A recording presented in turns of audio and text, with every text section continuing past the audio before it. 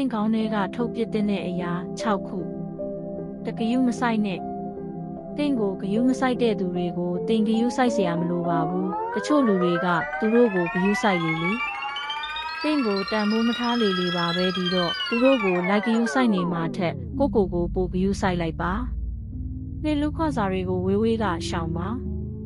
တချို့လူတွေကအခြားသူဘာလို့အမြဲပြစ်ပြောတတ်ကြတယ်ဘူးကလန့်တိုက်တတ်တယ်ဂျီကန်ကန်နဲ့စိတ်သေးရှိရင်ရှိသလိုမစင်မချင်စကားတွေပြောတတ်ကြတယ်ဒီလိုအစိုးမြင်ဝါရီရှိသူတွေကိုရှောင်ရှားပါအစိုးမြင်စိတ်ဓာတ်ကတင့်ကိုပါကူးဆက်လာစေနိုင်လို့ပါသုံးတစ်ခုခုကိုအမြဲတင်ယူလေ့လာနေပါ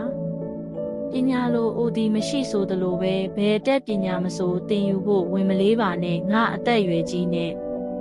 မတင်တော်ပါဘူးလေငါငယ်သေးလို့မလိုသေးပါဘူးဆိုပြီးမတွေးပါနဲ့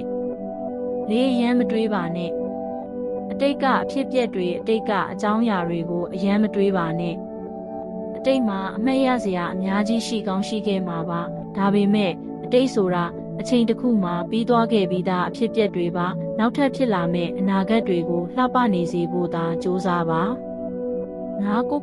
တန်ဖိုးထားပါကိုကျင့်တရားကောင်းတဲ့သူကလောကမှာတန်ဖိုးအရှိဆုံးပါကိုအမြဲတမ်းတိုးတက်အောင်ကြိုးစားပါကိုစိတ်နှလုံးဖြူစင်လာအောင်အမြဲကြိုးစားပါစိတ်ကောင်းကောင်းထားပါ6ထင်ခြင်းသလိုထင်ကြပါစေလူအမျိုးမျိုးစိတ်အထွေထွေရှိတယ်ဆိုသလိုပဲလူတစ်ယောက်နဲ့တစ်ယောက်တန်ဖိုးထားတာတွေခံယူချက်တွေနဲ့အမြင်တွေမတူညီကြပါဘူးကို့အကြောင်းနဲ့ကိုရှိကြတာမို့ကိုမှန်တယ်လို့ယုံကြည်တဲ့အရာကိုရဲတာလုပ်ပါနောက်ဘတ်တာကို credit ပေးပါတယ်ရှင်